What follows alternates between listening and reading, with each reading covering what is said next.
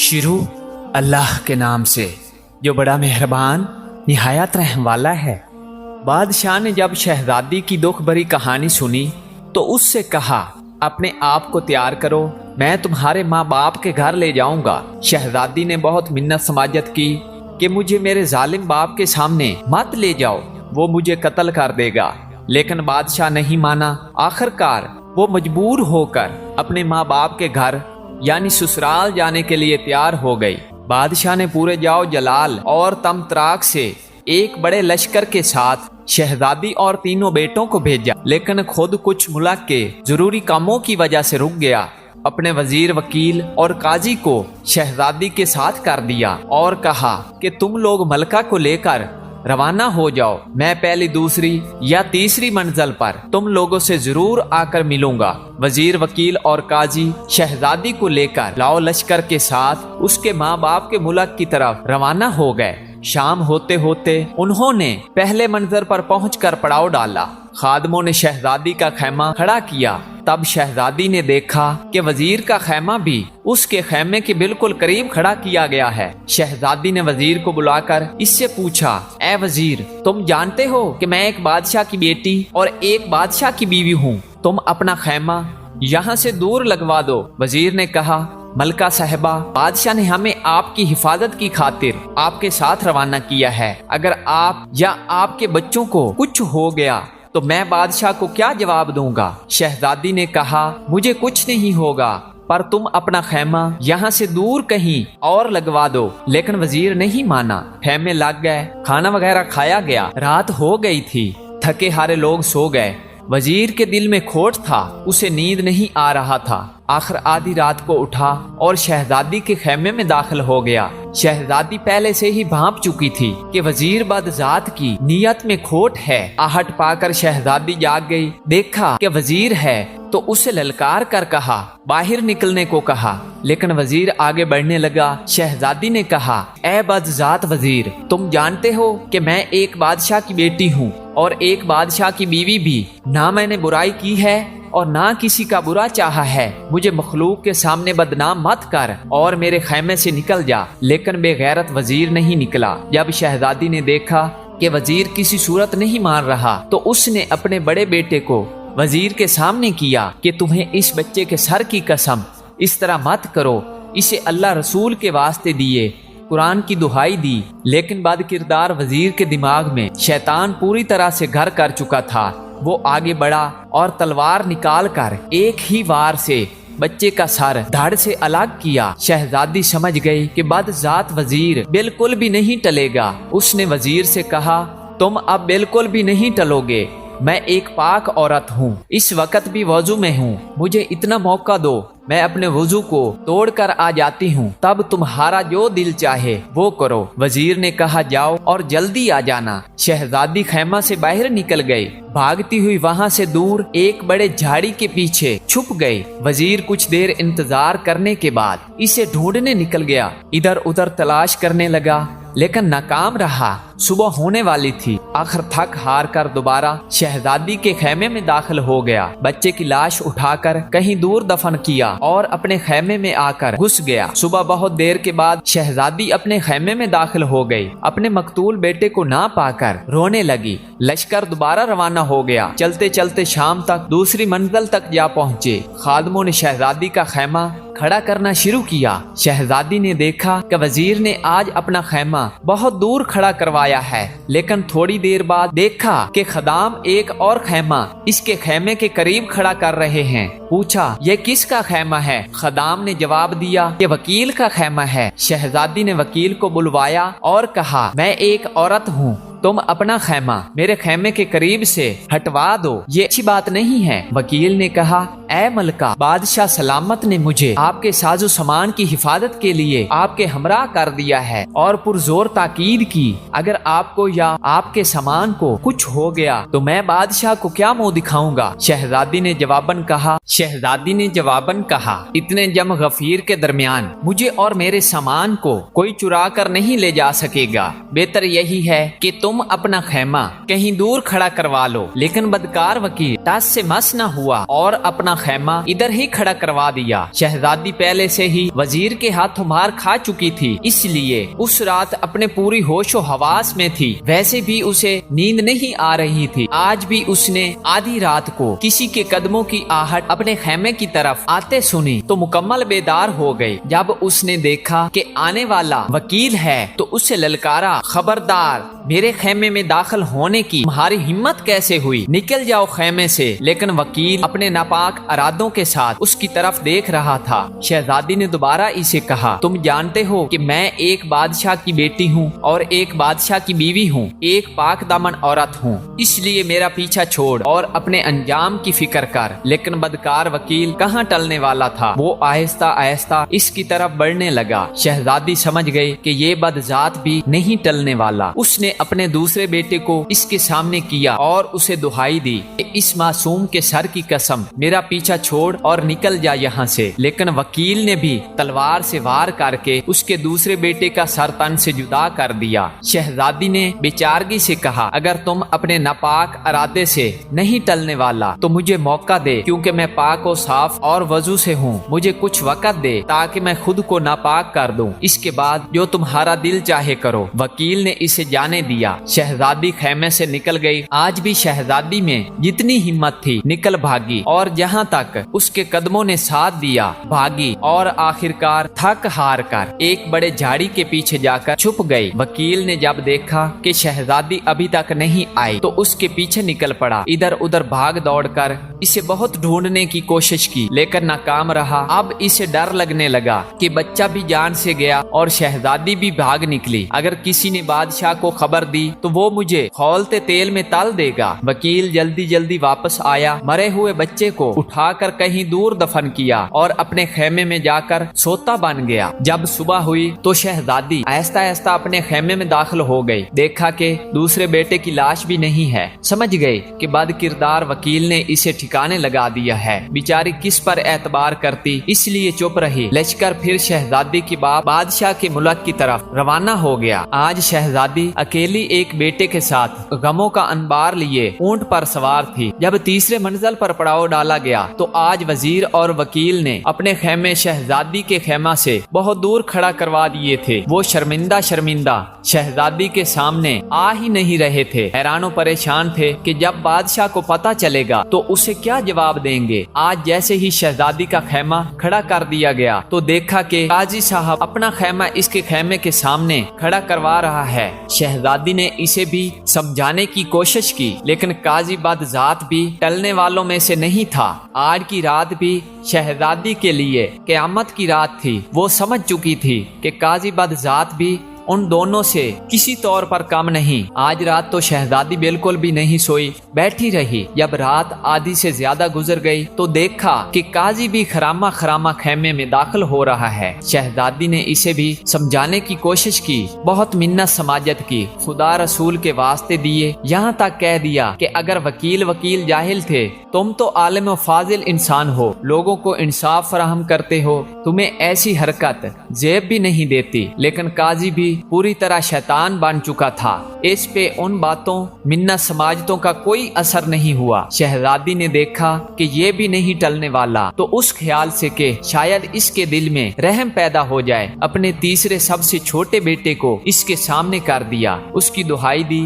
वास्ते दिए, लेकिन काजी तो उन दोनों से भी 2 हाथ आगे था। काजी बदबख्त को भी रहम ना आया और मासूम बच्चे का सर कलम कर दिया। शहजादी ने इसे भी यही कहा कि मैं पाक और साफ हूँ, वजू से हूँ, मुझे मौका दो ताकि अपना वजू तोड़ दूं, इसके बाद जो तुम चाहो करो। काजी ने भी इसे जाने दिया। जैसे ही शहजादी बाहर निकली, जिधर मुंह उठा भाग निकली। भागते भागते अचानक उसने देखा कि आगे एक बहुत बड़ा दरिया बह रहा था। उसके दिल में धुआं भर गया। अपने मासूम बच्चे याद आए। उसका दिल खून के आंसू रो रहा था और वो सोच रही थी कि अगर बादशाह ने पूछा कि बच्चे किधर हैं तो मैं उसे क्या जवाब दूंगी। उससे बेहतर है कि खुद को इस दरिया के हवाले कर दूं। ये फैसला करके उसने दरिया में छलांग लगा दी। पुरशोर दरिया इसे चक्कर देकर कहीं का कहीं पहुंचा के दूसरी तरफ निकाल ले गया। दूसरी तरफ 6 फकीर जो के भाई थे अपने कपड़े दरिया पर धोने के लिए लाए थे।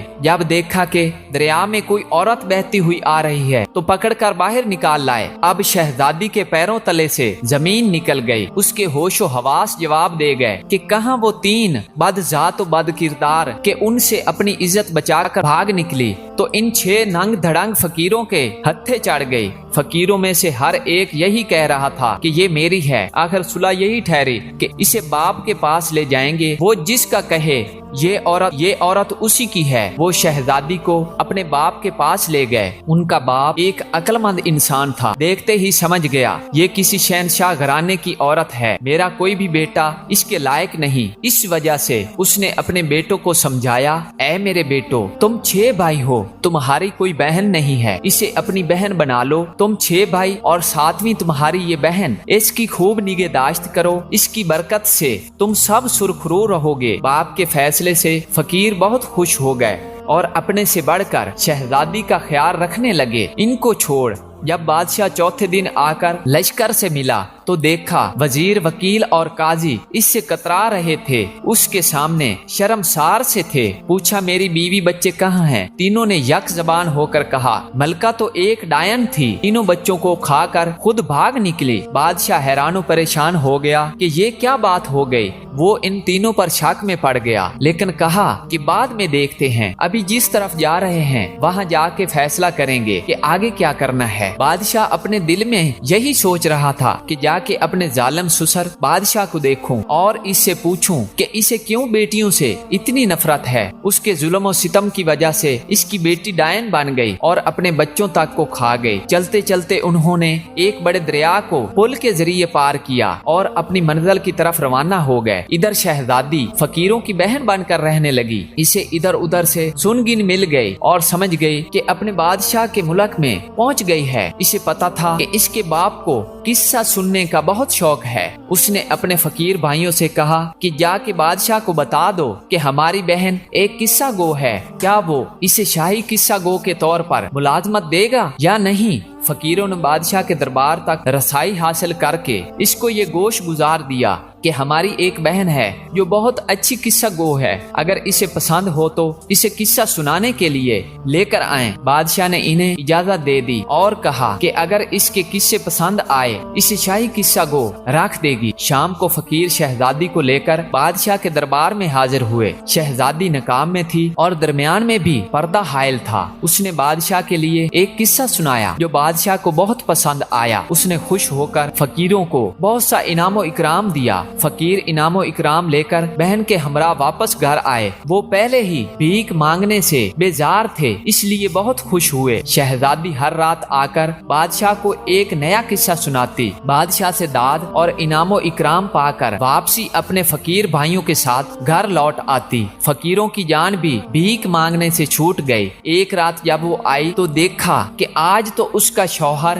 बादशाह, वजीर, वकील, काजी वगैरह इसके बाप बादशाह के साथ बैठे हुए हैं। शहजादी ने सोचा आज तो किस्सा मजा करेगा। शहजादी आज भी हर रोज की तरह नकाम में थी। पर्दे के दूसरे तरफ अपनी जगह पर बैठ गई और अपने बाप बादशाह से कहा, बादशाह सलामत, आज मैं एक बहुत खास दास्तान सुनाने वाली हूँ। अगर किसी को कोई हाजत दरपेश है तो अभी से उठकर रफा हाजत पूरी करे। दास्तान के दरमियान किसी को उठने की इजाजत नहीं है। अगर कोई उठ गया तो मैं दास्तान सुनाना बंद कर दूंगी और आइंदा के लिए भी कोई दास्तान सुनाने नहीं आऊंगी। बादशाह ने सबको हुक्म दिया। सब ने इकरार किया कि वो दास्तान के दरमियान नहीं उठेंगे। शहजादी ने दास्तान सुनाना शुरू की। एक जालिम बादशाह था, उसे अपने घर में बेटी की पैदाइश पसंद नहीं थी। जब उसके घर में लड़की पैदा होती तो वो अपने बीवी को इसे मारने का हुक्म देता। इसकी बीवी ने दाई के जरिए अपनी बेटी को बचाकर उसकी परवरिश की। एक दिन उस लड़की पर बादशाह की नजर पड़ी जो अब जवान हो गई थी। इस बूढ़ी दाई के घर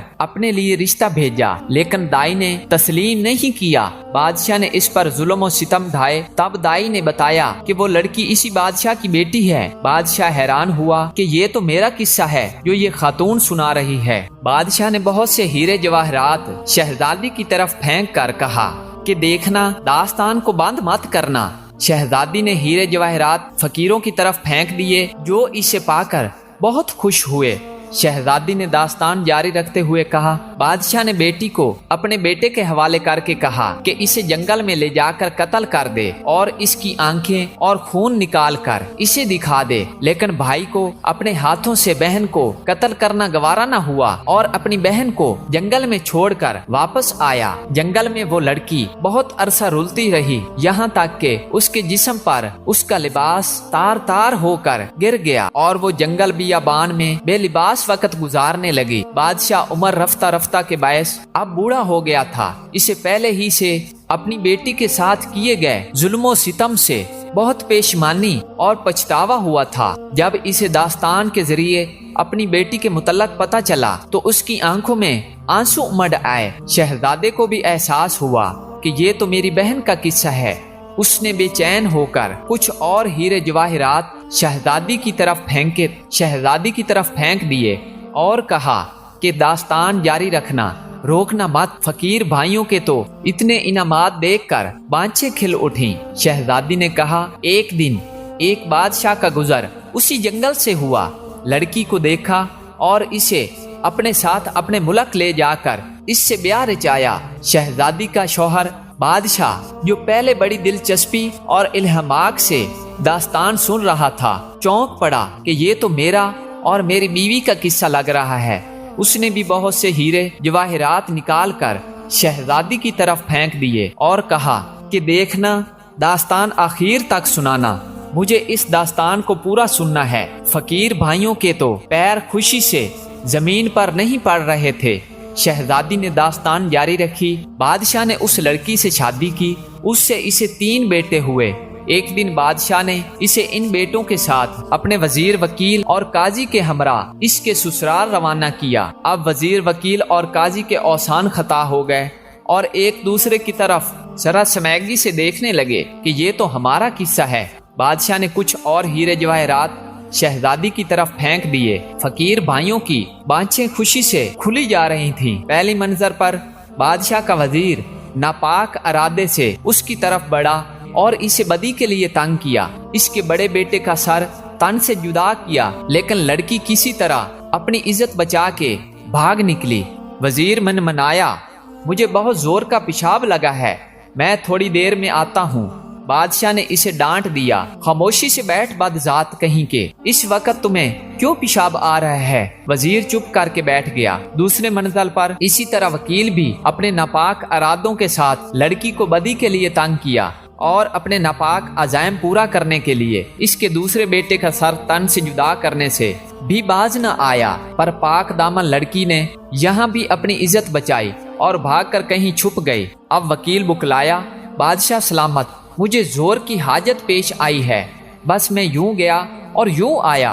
बादशाह ने वजीर पर आंखें निकाली, बस कर बदजात और खामोशी से बैठ, जब हकीकत जाहिर हो रही है तो तुम लोगों को हाजत पेश आ रही है। वकील भी खामोशी से बैठ गया। तीसरे मंजिल पर काजी भी अल्लाह रसूल को भूल कर बदी के लिए लड़की को तंग करने लगा और उस जालिम ने इसके तीसरे बेटे का सर कलम किया। लड़की ने फिर अपनी इज्जत बचाई और भागकर एक बड़े दरिया में कूद गई। काजी ने भी कोई बहाना बनाने की कोशिश की, लेकिन बादशाह ने इसे भी डांट कर चुप करा दिया। दरिया ने लड़की को कहीं दूर ले जाकर दूसरी तरफ फेंक दिया, जहां इसे 6 फकीरों ने देखा और इसे दरिया से निकाला। अब फकीर भाइयों की गुग्गी बंद हो गई कि ये ना हो ये हमारी बहन का किस्सा है। वो भी चुप साध कर बैठ गए। फकीर इस लड़की को अपने बाप के पास ले गए। उसके अक्लमंद बाप ने इस लड़की को इन 6 भाइयों की बहन बना दिया। इसके बाप बादशाह के आंखों से जल जल आंसू बह रहे थे। दोनों बादशाहों ने हीरे जवाहिरात के ढेर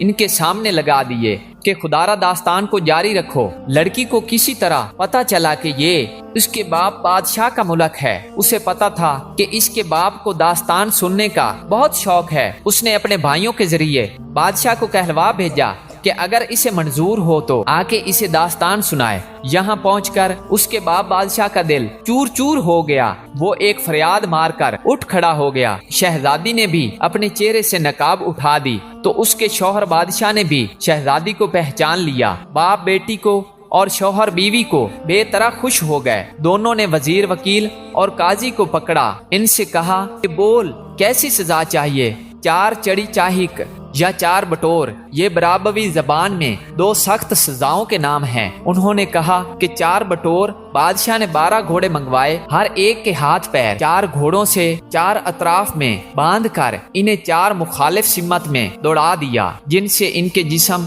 ٹکڑوں میں بٹ گئے۔ اس طرح ان بد ذاتوں کو ان کے کیے کی سزا مل گئی، اور شہزادی کا باپ اپنی بیٹی اور اس کا شوہر اپنی بیوی کو پا کر بہت خوش تھے اور ہنسی خوشی سے رہنے لگے۔